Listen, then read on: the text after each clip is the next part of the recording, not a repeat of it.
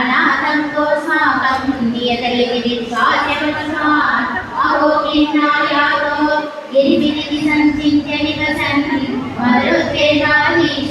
प्रणतमुरवैरि मम गतात् सर्वत्र गोविन्द नाम संकीर्तनं गोविन्द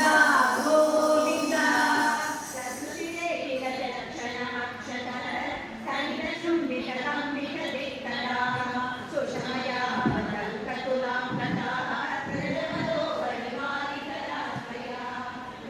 पुनः